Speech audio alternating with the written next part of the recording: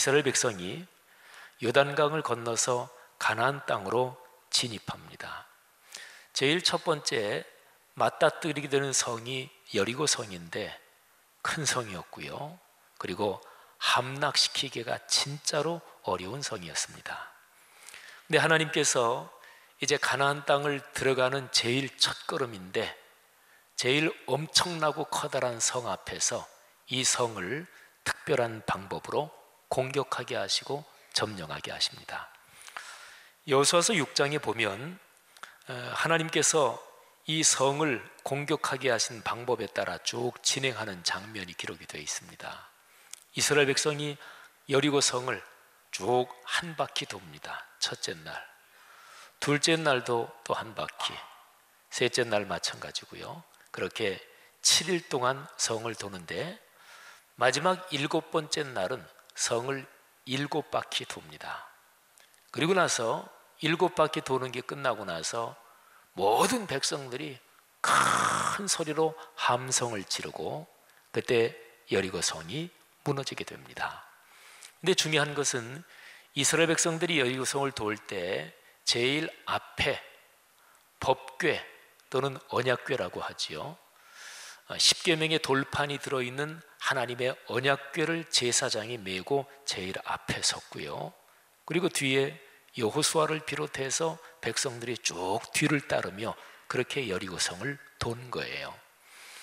언약궤는 이름 그대로 말씀 언자에, 그리고 약속한다 할 때 약자니까 말씀의 약속, 그런 거지요. 그러니까 하나님의 말씀이 권능이 있고 하나님은 말씀하신 대로 이루시는 분이다. 여기에 대한 믿음을 앞세우고 여리고성을 그렇게 돈 거지요.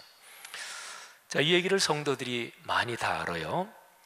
그런데 이제 여리고성 공격에서 이것보다 더 중요한 핵심이 되는 그 사항이 있습니다.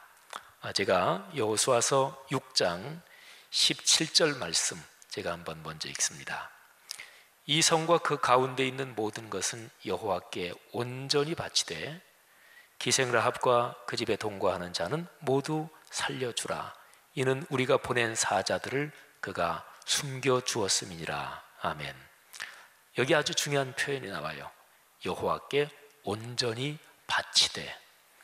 그러니까 여리고성을 점령한 다음에 거기에서 전리품으로 얻는 그 어떤 것도 사람이 취하지 말고 몽땅 다 하나님께 바친다 하는 것인데, 그 쇠붙이는 전부 다 하나님의 전 그쪽으로 바치고 나머지는 전부 다 불살라서 초토화시킵니다. 근데 어쨌든 이런 걸 가리켜서 여호와께 온전히 바친다 이렇게 표현해요. 이어지는 18절에도 보면 온전히 바친다 이 표현이 나오는데요, 한번 잘 들어보세요. 18절은 얼른 들으면 좀 이게 언어 표현이 꼬여 있어서 잘 이해가 안 되는데 일단 한번 들어보십시오. 너희는 온전히 바치고 그 바친 것 중에서 어떤 것이든지 취하여 너희가 이스라엘 진영으로 바치는 것이 되게 하여 고통을 당하게 되지 아니하도록 오직 너희는 그 바친 물건에 손대지 말라. 중간에 표현이 좀 그렇죠. 이게 무슨 얘기냐면 너희가 온전히 바치는데 그렇지 않고 이 명령을 지키지 않으면 오히려 이스라엘 백성, 이스라엘 사람이 바쳐진 제물이 된다 이런 뜻이에요. 그러니까 죽임을 당하든지 큰 피해가 있을 것이다 그런 거죠. 그러니까 하나님께 바친다 하니까 구별된 것입니다. 하나님 거 손대면 안 되잖아요. 감히 하나님 영역 침범하면 안 되잖아요. 바로 이게 하나님께 온전히 바쳐진 전쟁입니다. 자, 여리고성 하나님의 명령대로 그렇게 해서 드디어 함락됐어요. 전쟁 다 끝났습니다. 큰 승리를 거뒀죠. 그런데 7장으로 넘어가면 7장 1절에 아주 의미심장한 내용이 기록이 되어 있습니다. 제가 읽습니다. 이스라엘 자손들이 온전히 바친 물건으로 말미암아 범죄하였으니 이는 유다 지파의 세라의 증손 삽디의 손자 갈미의 아들 아간이 온전히 바친 물건을 가졌습니다. 여호와께서 이스라엘 자손들에게 진노하시니라. 아멘. 온전히 바치지 못했어요. 아간이라는 사람이 그 여리고성을 점령하는 과정에서 어떤 물건을 개인적으로 가져다가 숨겼습니다. 아간이 가진 게 세 가지예요. 신할산 외투 한 벌, 요즘으로 말하면 명품 외투 이렇게 되겠죠. 그리고 은부치 얼마, 금덩어리 하나, 이렇게 세 가지를 개인적으로 숨겨서 그리고 자기 집에, 자기 천막에 숨겼습니다. 이거를 하나님께서 아신 거지요. 이스라엘 백성이 여리고성 점령하고 난 다음에 그 다음에 공격할 성은 아이성이라고, 히브리어 발음이 그래요. 우리말에 어린아이 할 때 발음이 비슷한데, 근데 재밌게도 아이성은 조그만한 성이었고, 그래서 이스라엘 백성이 정찰을 하고 나서 이렇게 결론을 내립니다. 군대가 다 올라갈 것도 없다. 3,000명쯤만 올라가면 되겠다. 근데 3,000명이 올라가서 아이성을 공격하는데 대패합니다. 한 36명 정도가 사륙을 당하고요. 그리고 비참하게 쫓깁니다. 여호수아를 비롯해서 이스라엘 백성 전체가 하나님 앞에 엎드려서 통곡하며 기도합니다. 근데 이제 하나님께서 여호수아에게 하시는 말씀이 7장 10절에 이렇게 기록되어 있습니다. 제가 10절, 11절 두 절을 봉독하겠습니다. 여호와께서 여호수아에게 이르시되 일어나라. 어찌하여 이렇게 엎드렸느냐. 이스라엘이 범죄하여 내가 그들에게 명령한 나의 언약을 어겼으며 또한 그들이 온전히 바친 물건을 가져가고 도둑질하며 속이고 그것을 그들의 물건들 가운데 두었느니라. 아멘. 여기에 또 반복되지요. 온전히 바친 물건을 도둑질해서 속여서 개인적으로 가졌습니다. 근데 여기 11절 말씀에 아주 핵심적인 표현이 있습니다. 온전히 바친 물건, 이게 하나님의 말씀의 약속을 어긴 것인데요. 그런데 더 핵심적인 것은 물건 자체가 아니라 물건을 훔친 행위가 하나님의 말씀의 약속을 깨버린 행위다. 이게 중요합니다. 그러니까 물건 훔친 이 행위는 약속을 어겼다, 말씀을 지키지 않았다, 언약을 깼다, 여기에 대한 결과인 거지요. 그러니까 핵심 심장은 뭐냐면 하나님께서 명령하신 말씀의 약속, 이거를 무시하고 그거를 가볍게 여기고 이 말씀의 약속을 깬 것이다. 이 점이 이제 중요합니다. 자, 보세요. 계속해서 쭉 하나님께서 말씀하시는데 온전히 바쳤다, 이거를 어겼다는 그 표현은 계속돼요. 12절 제가 읽습니다. 그러므로 이스라엘 자손들이 그들의 원수 앞에 능히 맞서지 못하고 그 앞에서 돌아섰나니 이는 그들도 온전히 바친 것이 되리라. 너희가 명령에 순종하지 않고 여호와께 온전히 바쳐야 될 그 경계를 침범했으니까 이스라엘 백성들이 오히려 바쳐졌다, 제물로 바쳐졌다, 사륙을 당했다, 패배했다, 그런 얘기예요. 그 온전히 바친 물건을 너희 중에서 멸하지 아니하면 내가 다시는 너희와 함께 있지 아니하리라. 제가 지금 12절 봉독했는데요, 구약시대의 이스라엘 백성들이 하나님과 같이 광야길을 걸으면서 하나님한테 책망을 많이 받아요. 근데 하나님이 진짜로 진노하실 때 다음과 같은 말씀을 하십니다. 내가 너희와 같이 안 간다.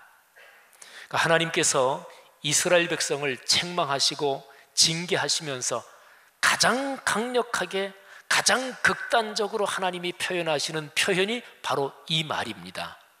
내가 더 이상 너희와 함께 가지 않는다. 그러면 이스라엘 백성들은 그게 이제 끝입니다. 모세가 아직 지도자였을 때 하나님께서 이스라엘 백성의 죄악을 보고 너무너무 속상하시고 진노하시면서 하나님이 그런 말씀을 하세요. 내가 이 백성하고 더 이상 같이 안 간다. 근데 모세는 알았어요. 하나님의 그 말씀이 무슨 뜻인지, 그리고 하나님께서 그 말씀을 하시는 게 이스라엘 백성한테 얼마나 커다란 영향을 미치고, 다른 말로 이스라엘 백성에게 끝장이라는 것을 모세는 알았어요. 그래서 하나님께서 그 말씀을 하시니까 모세가 사생결단을 하고 하나님 앞에 매달립니다. 하나님, 그것만은 안 됩니다. 우리 홀로 내버려 두시면 안 됩니다. 보세요. 지금 상황이 가나안 정복의 제일 첫 걸음이잖아요. 여리고 성은 성공적으로 정복을 했습니다. 근데 그 다음 성에서 좌절됐잖아요. 가나안 땅을 정복하는데 아직까지 걸어야 될 길이, 넘어야 될 산이나 그리고 어려움들이 수도 없이 태산처럼 많은데 지금 제일 초입에서 꺾이고 있잖아요. 근데 이스라엘이 가나안을 정복하는 것은 자기들의 힘이 아니라 하나님의 동행하심의 능력이고, 하나님이 동행하시는 것은 하나님이 주신 말씀을 붙잡고 말씀에 순종하는 데 있거든요. 그런데 하나님이 온전히 바친 전쟁이 되라 그렇게 말씀하신 여리고성 정복 전쟁에서 바로 하나님의 말씀을 깬 사람이 있었어요. 아간 한 사람 개인이 깼지만, 그러나 하나님은 이스라엘 백성 공동체 전체의 일로 취급하십니다. 왜 그럴까요? 간단하지요. 전쟁이라는 게 어떤 한 사람이 탁월하다 그래서 이겨요? 아니잖아요. 전쟁은 전체가 마음이 하나 되고 또 전체가 힘을 모으고 그래야 이길까 말까 한 게 전쟁이잖아요. 하나님께서는 아간 한 사람의 범죄를 이스라엘 백성 전체 공동체의 연대 책임으로 지우시는 거예요. 그러면서 온전히 바쳐진 그 여호와의 물건 가운데서 개인적으로 숨긴 거, 그거 해결하지 않으면 내가 더 이상 너희와 같이 가지 않는다. 드디어 이제 적발을 합니다. 누가 훔쳤는가? 그래서 그 다음 날 12지파를 한 지파씩 나오게 해서 제비를 뽑는데 유다 지파가 뽑히고, 유다 지파에서 또 가문별로 제비를 뽑아서 어느 가문이 뽑히고 쭉 해가지고 드디어 아간이 딱 적발이 됐습니다. 아간이 실토하지요. 그래서 아간이 얘기한 그 장소에 가보니까 그 세 가지 물건이 거기 있어요. 여호수아가 아간에게 형벌을 내립니다. 그런데 하나님의 형벌이 무서워요. 15절에 보면 하나님께서 이렇게 명령하십니다. 온전히 바친 물건을 가진 자로 뽑힌 자, 그러니까 적발된 그 범죄자를 불사르되 그와 그의 모든 소유를 그리하라. 이는 여호와의 언약을 어기고 이스라엘 가운데에서 망령된 일을 행하였습니다. 불살라서 가족과 그리고 모든 소유를 다 완전히 멸망시킵니다. 너무나 지나친 거 아닌가요? 근데 제목이 그거예요. 여호와의 언약을 어겼다. 그 다음에 망령된 일을 행했다. 우리말 표현에 망령이 난다 이런 표현이 있습니다만은, 성경에 망령됐다 이거는 하나님의 이름을 업신여기고 하나님의 영광을 가로채고 하나님의 거룩함의 훼손이 되는 하나님과 연관된 범죄를 망령됐다 이렇게 얘기를 해요. 여호수아가 적발된 아간에게 다음과 같이 얘기합니다. 7장 25절이에요. 내가 어찌하여 우리를 괴롭게 하였느냐?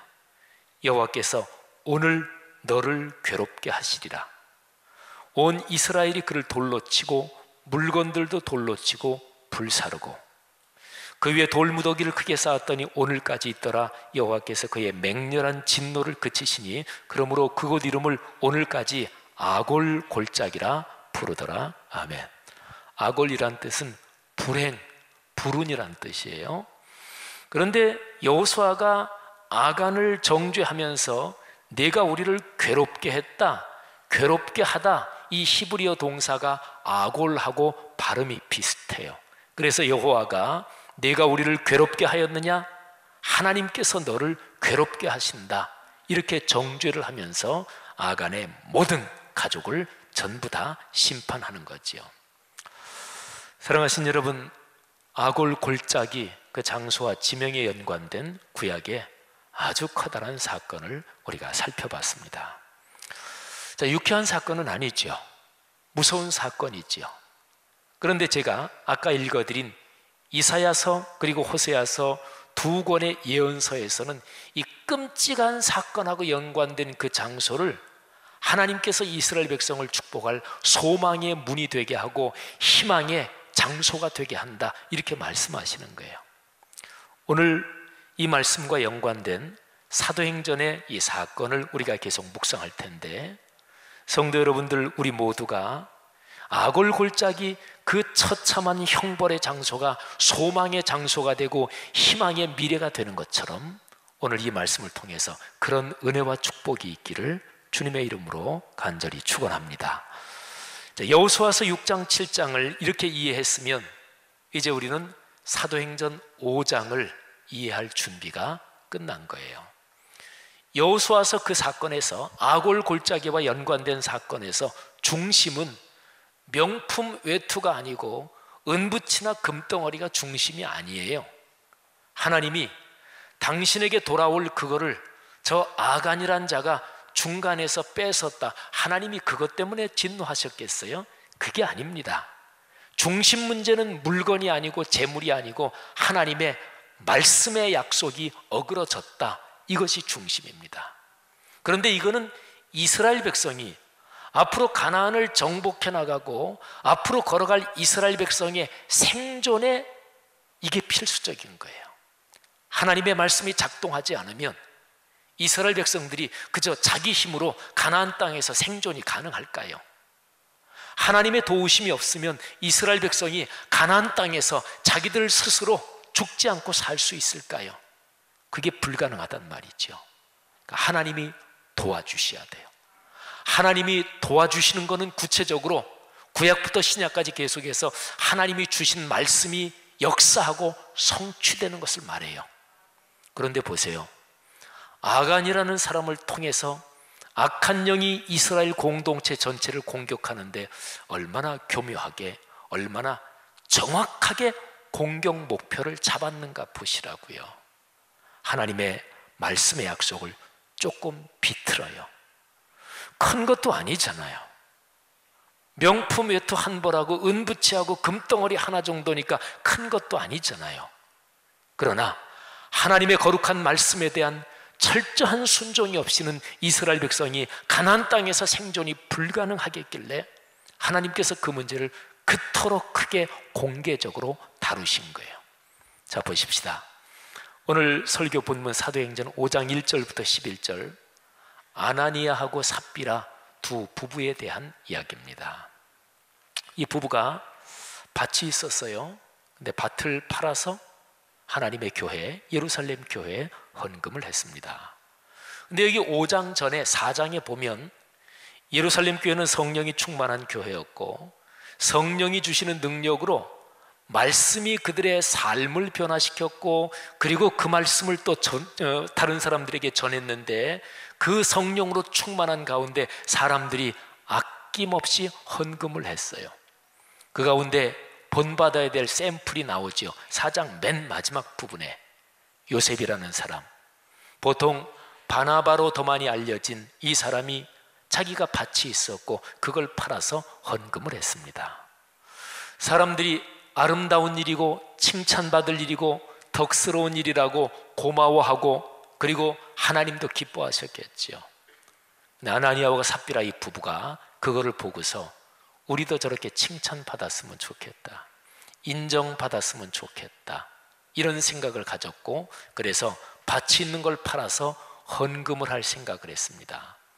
그러니까 헌금의 본질적인 목적은 하나님께 바친다, 하나님의 말씀에 순종한다, 이게 아니었고 자기들이 인정받고 내가 대접받고 내가 헤게모니를 쥐어야 되겠다, 이 동기가 있었기 때문에 그게 이제 잘못된 거죠.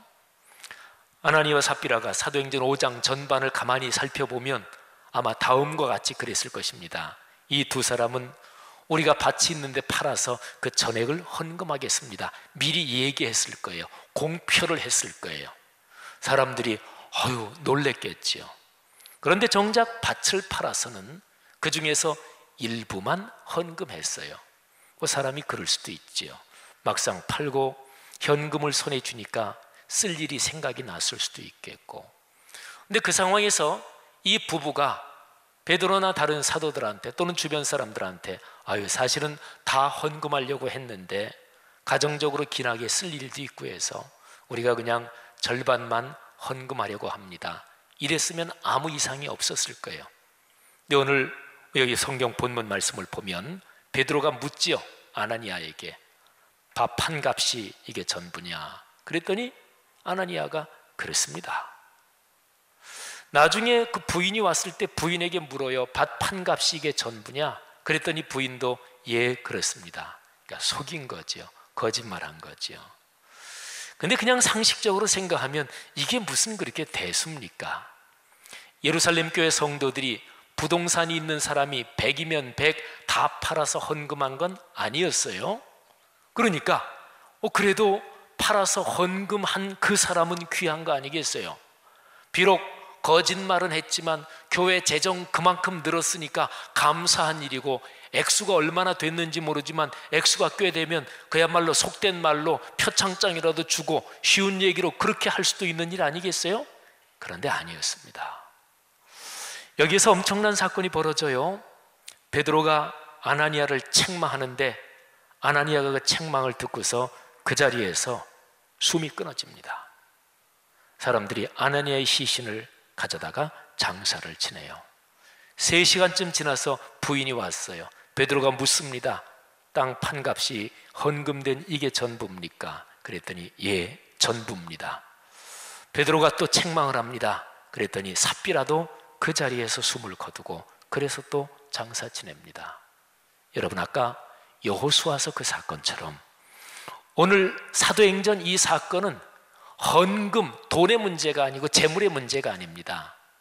베드로가 이 내외관을 책망할 때 다음과 같이 책망합니다. 3절에 보니까 어찌하여 사탄이 내 마음에 가득하여 내가 성령을 속이고 땅값 얼마를 감추었느냐. 요점은 성령을 속이고, 이게 요점입니다. 부인을 책망하는 말에서도 보세요. 9절 말씀에 베드로가 이르되 너희가 어찌 함께 꾀하여 주의 영을 시험하려 하느냐. 주의 영, 성령을 시험하려 하느냐. 여러분, 사도행전을 묵상할 때 언제나 기억해야 할 것이 1장 8절입니다. 사도행전 28개장 전체의 핵심적인 심장과도 같은 구절, 바로 요 절이란 말이에요. 우리 성도들이 많이들 알고 계시죠. 오직 성령이 너희에게 임하시면 너희가 권능을 받고 예루살렘과 온 유대와 사마리아와 땅끝까지 이르러 내 증인이 되리라 하시니라. 아멘. 여기에 3가지 단계가 있어요. 첫째, 성령이 임하시면. 두 번째, 권능을 받습니다. 그런데 권능을 받고 어떻게 되느냐? 거기에서 증인이 된다. 이게 3번째 단계인데, 그런데 권능을 받는다 2번째 단계하고 증인이 된다 3번째 단계, 그 사이에 그 안에 포함된 게 하나가 있어요. 성령을 받은 사람들이 성령의 권능으로 자기 삶이 먼저 변화된다. 그게 거기에 포함되어 있어요. 지난주일 제 설교, 오늘 주보에 기록된 설교문은 바로 그거를 말씀드린 거예요. 그러니까 성령께서 임하시면 어떤 일이 일어나느냐? 성령을 받은 사람들이 메신저가 돼요. 메신저, 메시지를 전하는 사람들이죠. 말씀을 전하는 사람들이지요. 그런데 메신저가 전하는 메시지, 이게 강력하게 전파돼야 될 텐데 메신저 자신이 메시지대로 살지 않으면 그 메시지는 힘이 없어져요. 그래서 메신저가 곧 메시지다, 이렇게 얘기할 수가 있는 거죠. 그러면 보세요. 사도행전 5장 1절, 아나니아와 삽비라 이 부부를 통해서 악한 영이, 사탄이 역사해가지고 교회 공동체를 시험하는데 교회 공동체를 공격하는 사탄의 공격 지점이 기가 막히게 정확하잖아요. 사도행전 1장 8절 말씀을 허무는 거잖아요. 그러니까 성령을 속인다, 주의 영을 시험한다 그랬으니까 성령이 너에게 임하시면 권능을 받고 내가 변하고 그 말씀을 전할 증인이 되는데, 성령이 임하시는 것, 이거를 비틀잖아요. 이런 겁니다. 악한 영은 정확해요.